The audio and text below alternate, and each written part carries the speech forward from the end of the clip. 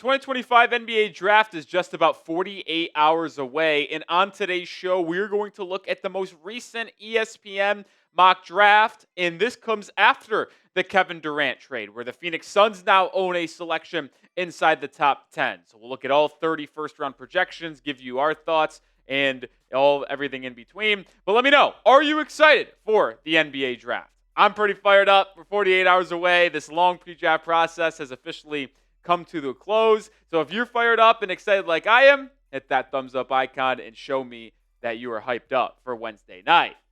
All right, no surprise here with the first two selections in the draft. Cooper Flagg is heading to the Dallas Mavericks, and Dylan Harper is heading to the San Antonio Spurs. I don't really talk about these two projections often because it is a foregone conclusion at this point. The Mavericks are getting a potentially franchise-altering player in Flagg, and Dylan Harper is going to enter into that backcourt with De'Aaron Fox, Stephon Castle, and Devin Vassell. Spurs didn't make the trade for KD. They didn't even make an offer, so they firmly believe in their young core with Harper coming aboard. Number 3 is where the draft starts, but maybe it might not be that way anymore because Givony and ESPN have them taking VJ Edgecombe, the player that I would personally take if I was the Philadelphia 76ers. Edgecombe's my third player on my big board, and it sounds like in the reporting and the intel that Jonathan Givony and Jeremy Woo shared in that mock draft write-up, it sounds like Daryl Morey and Philly are really honing in on taking VJ Edgecombe with that third pick. Now, there are other people still in the world of possibility, like Ace Bailey, like Trey Johnson, hell, even Con Kneppel, but it looks like it is going towards Edgecombe, that combo guard who can handle a little bit in transition, is an unbelievable defender, and really improved as the season went along from beyond the arc. I think it's a really good pick to add to that backcourt of Tyrese Maxey, Jared McCain in Philadelphia. Let me know, though, who do you think the 76ers should draft with that third pick? We know it's going to be one of the Edgecombe, Kneppel, Johnson, Ace Bailey. Which one should it be? I think it should be Edgecombe. Let me know your thoughts down below. The Hornets go with Con Kneppel here at the 4th overall spot. I actually do like this pick if I'm Charlotte.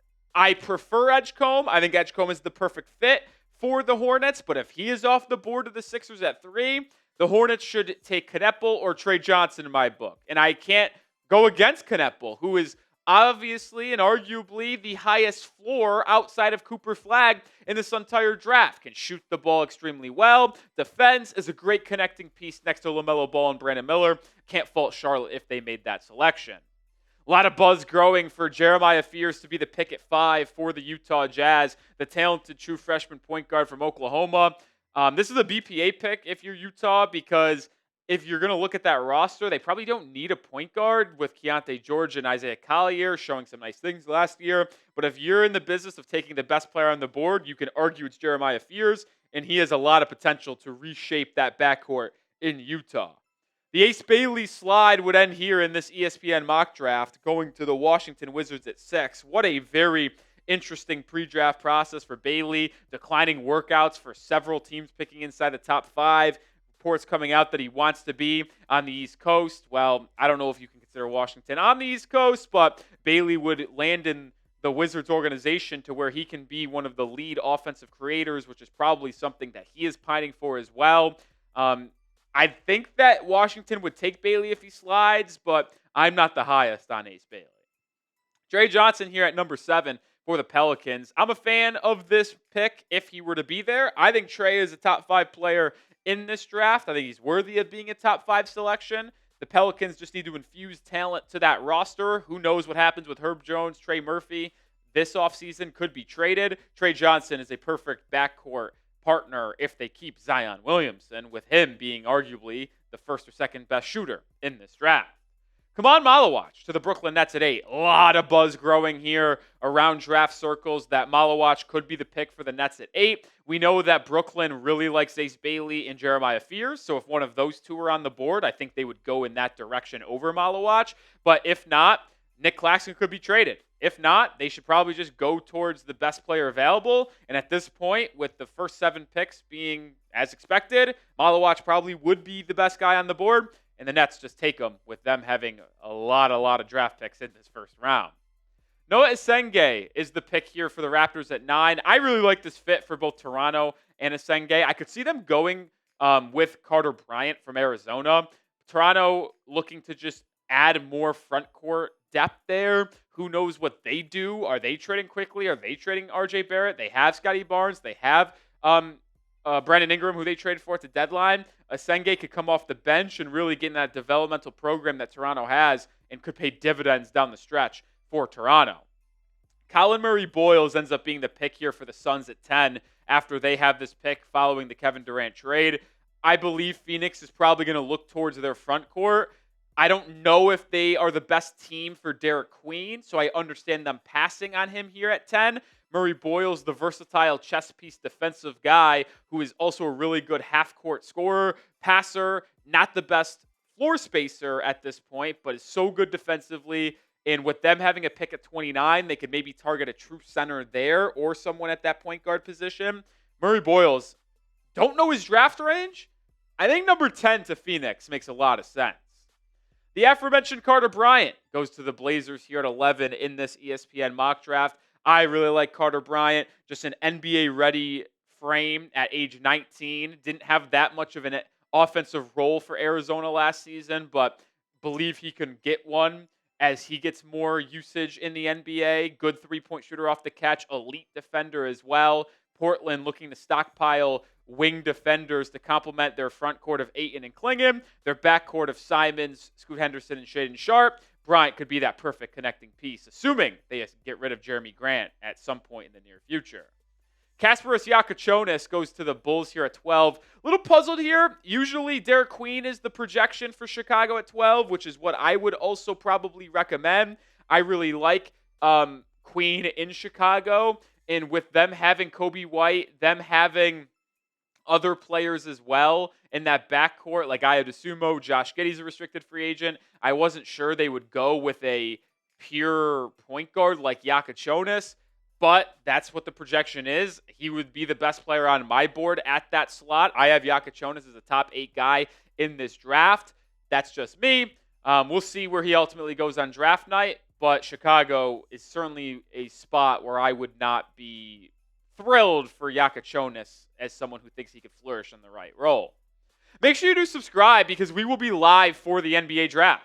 Yes, we will. On Wednesday night for round 1, Thursday night for round 2. Make sure you subscribe, turn on notifications so you don't miss our live shows. We'll be live 2 hours before the draft on Wednesday, an hour before round 2 on Thursday. So make sure you turn on those notifications too.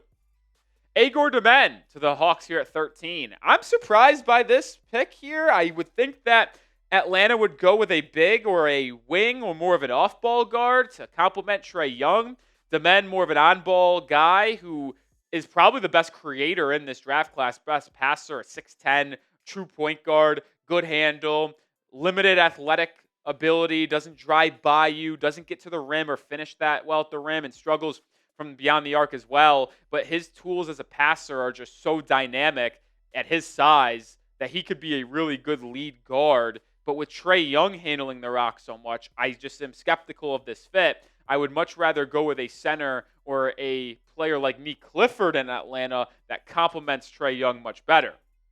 Yohan Béranger, the center from France to the Spurs, he is getting a lot of buzz to go late lottery. Hawks at 13 could be an option, according to some people around the NBA. 14 to San Antonio. The Spurs do need a backup big. Zach Collins isn't going to cut it long term.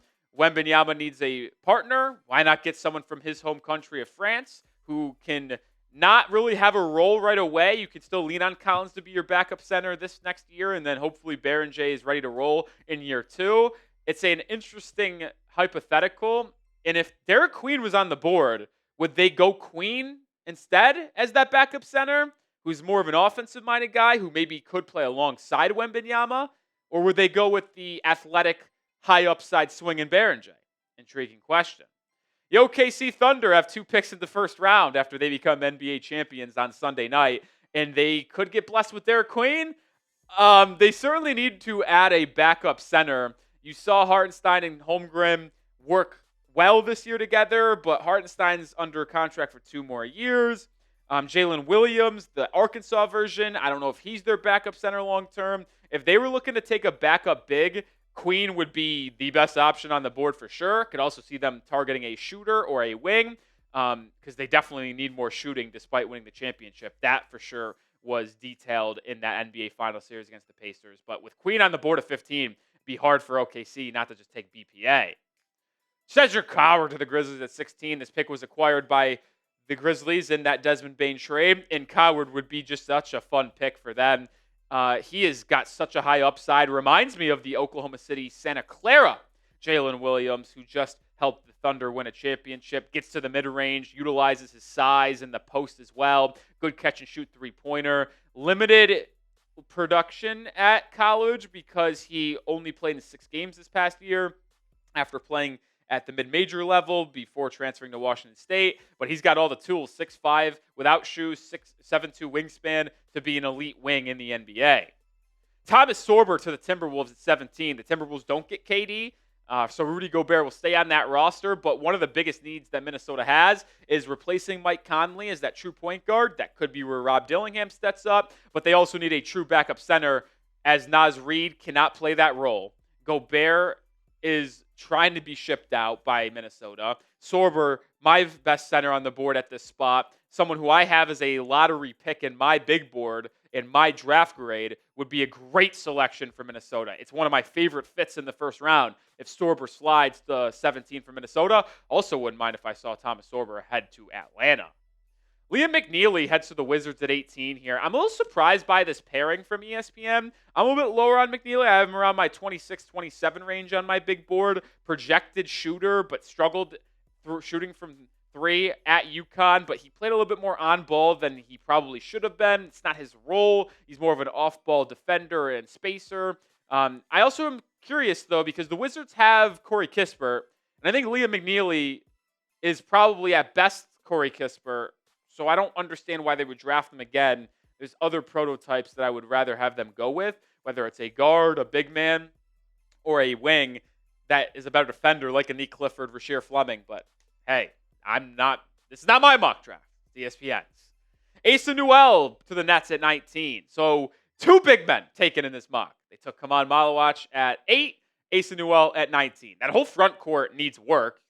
They have not traded Cam Johnson yet. Let's see if they ultimately do.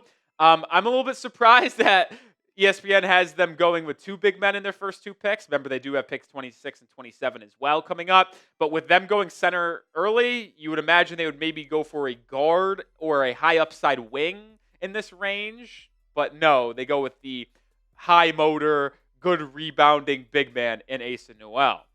The Heat did not get Kevin Durant, so they keep their 20th overall pick. And in this mock draft, they go Walter Clayton Jr. As someone who follows the Miami Heat pretty closely, I do not understand their pick for them. Yes, Clayton is a dynamic scorer, big-time player who rises in the biggest moments, but Miami needs a backcourt partner for Tyler Hero, more wing depth. I feel like Nolan Traore or Rasheer Fleming or Jace Richardson or Nick Clifford would be much better selections for Miami here at 20. But, hey, ESPN's going with the champion at the college level in Walter Clayton Jr. Before we get to the final picks here, 4th of July is coming up. And guess what? Get your 4th of July NBA gear. Pretty sweet here. Got some hats. A lot of teams have them. Chicago, New York, Golden State, Miami, Philadelphia. Just to name a few, there's more teams out there. Get these new era 4th of July hats with the fireworks coming out of things. They also got some shirts. They got some tank tops. You see Chicago with the American flag there. 4th of July gear on sale right now when you go to chatsports.com/4thNBA. Links to the description and comments of today's video. Take advantage. Go grab yours right now. 21, Utah goes with Hugo Gonzalez, the guard/forward from Spain. I like Hugo a lot, man. He's got on-ball capabilities. He's an off-ball player as well. Good size. And you see these international prospects, if they are just given time to really hone in on their game and develop, they can be as dynamic as it comes at this next level. With Utah already drafting Fears earlier, not having to rely on a high role for Gonzalez, could have him just marinate, develop a little bit in some minutes off the bench. That's a good spot for Gonzalez to land. The Hawks at 22 go with Danny Wolf from Michigan, the forward/center. So the Hawks at 13 ended up going with Igor Demen. I thought they could have went center there. They go big man here with Danny Wolf. I think Wolf would be a great fit next to Trae Young. He can space the floor so he could play next to Onyeka Okongwu. He can handle the ball as a passer in the half court. Him and Trae Young would be so fascinating to see their give and go opportunities. Wolf reminds me a lot of like a Brook Lopez at times. The way he can just create Alperen Şengün's passing a little bit, his handle, he can finish around the rim. Wolf is such a dynamic player. I want to see him go to a floor spacing, high up tempo team because that's where he will thrive. I think Atlanta's a good fit for Danny Wolf. Nick Clifford to the Pelicans here at 23. This pick was traded by Indiana a week ago. Ultimately seems like the right decision as Halliburton will miss this upcoming year with a torn Achilles. That really sucks that it happened in the final game of the season. But the Pelicans, they had Trey Johnson. They get a win now piece in Nick Clifford. Not that it's going to help them win now. Clifford, you could argue, is like the best all-around player in this draft. Him and Con Kneppel might be the top two where they could come in and impact your team right away. Defends, shoots the ball well off the catch, creates, rebounds. I love Nick Clifford a lot. He is going to make any team who drafts him happy. I would put him in my top 5 of no-busting players in this draft. Will Riley to the OKC Thunder at 24. Feels like a cheat code that they have 2 picks and they go with Will Riley at 24. I am not a big Will Riley guy. I have a second-round grade on him, but there is no denying the fact that Riley, if he's able to hone in on what he needs to improve on and increase his strength and body, could be a really good player in the NBA. The reason why I'm low on Riley, he has a negative wingspan. He is very thin, very frail, but he does attack the rim. And he can shoot the ball a little bit off the catch. If he's just able to improve his strength so he doesn't get bullied defensively and he can absorb contact while driving to the rim, he could be a dynamic player in the NBA. There's just a lot of ifs with Will Riley, which is why I have him as a second-round prospect in my board. But if you're able to draft him with your second first-round pick in OKC, feels like a pretty good move if you're asking me. Thunder did win the NBA title on Sunday evening, beating the Pacers in 7. Predict it for me. Will the Thunder repeat as champions? They are the heavy favorites to win again next year. I believe their odds are plus 230, which is as ridiculous as it comes to start the year before moves have been made in July and June. So they got pretty high odds. It would be actually a dumb bet to take a future on the Thunder winning the title because 230, that's just crazy. That could go into that more and more. But let me know, will the Thunder repeat as champs? Magic still have a first-round pick. I think Jace Richardson would be an awesome selection. I have a hard time believing Jace would be available at 25. I consistently believe that the pick for the Magic at 25 will be Walter Clayton Jr., but he's not on the board here in this situation. The Magic need just good perimeter players. That's why they traded for Desmond Bane. They lost Cole Anthony, so they'll need a bench player that can come in, handle the ball, knock down some shots off the catch when complementing Desmond Bane, Paolo Banchero, and Franz Wagner. Jace Richardson, probably one of the highest feel players that just knows where to be, knows how to play, knows how to win, would be a great pick for Orlando at 25. Final 5 selections in this ESPN first-round mock. Nolan Traore and Rasheer Fleming heading to the Nets at 26 and 27. I mean, I wasn't the biggest fan of going Asa Newell in this mock after they went Malowech at 8, but if they're landing Traore and Fleming at 26, 27, hello and good night. I have Fleming as a top 20 player. I have Traore as a top 20 player in this draft. I am high on both of them. Traore is so fast, so quick with the ball in his hands. He could be a lead point guard for the Brooklyn Nets for years to come. Fleming at 6'9", 7'5" wingspan, dominant play finisher, and shot 39% from 3. Could be a 4 for the Nets. I mean, if the Nets were able to get these two at 26 and 27, I don't even care what they did at pick 8 and 19. I would label them the winners of the first night of the NBA draft. Maxine Reynaud from Stanford heading to the Celtics at 28. I think it's very likely the Celtics go center at 28 due to the uncertainties with Porzingis, could potentially be traded, the uncertainties with Al Horford's future, Luke Kornet's a free agent. I think they might take Ryan Kalkbrenner here at 28, but Reynaud, the most talented offensive center, averaged 19 a game, second best player in the ACC this past season to Cooper Flagg. I wouldn't hate that pick for Boston. Not a really good defender, though. Aforementioned Kalkbrenner heads to the Suns here at 29. Mentioned it earlier. The Suns now have 2 picks. I think they really are going to look at center with one of the 2 picks. Kalkbrenner makes sense here, and I like this range. I actually think Phoenix should go to the wing position at number 10 because they can get a Ray now. They can get a Kalkbrenner. Hey, they might be able to even get a Berenger at 29. Wait on center to this range where you can get one of these 2 guys. Kalkbrenner could be a day 1 starter as they look to have a long-term center. Yeah, they have Nick Richards, but he is not a starting center on a winning team. Kalkbrenner could be best rim protector and best rim finisher out of any center statistically in this draft. A pairing that I have consistently had, Noah Penda going to the Clippers at 30. Penda, a great defender, great size, good offensive rebounder, and good finisher around the rim. Needs to improve his three-point shot, needs to hone on a lot of other things as well. But him being able to learn under Kawhi Leonard and Kawhi's older years as he's closer and closer to retirement would be very beneficial for Penda and LA as they could just have a Kawhi replacement in a couple of years. So Noah Penda at 30 for the Clippers to me makes a lot of sense. I could also see this being a spot for Kalkbrenner as they are looking for a backup center to Ivica Zubac. But either way, I'm a big fan of Penda heading to the Clippers at number 30. All right, 30 picks in from ESPN. Grade the ESPN mock draft for me. It's the final time we'll look at an ESPN mock draft, A, B, C, D, or F. Let me know your thoughts. And make sure you follow me over on Twitter at Nic_Rohloff for more content around the NBA world and the NBA draft. And make sure you also are subscribed as well because I will have my final NBA mock draft coming out within the next 48 hours before the real round 1 begins on Wednesday evening. So be on the lookout for that and see you soon with another video.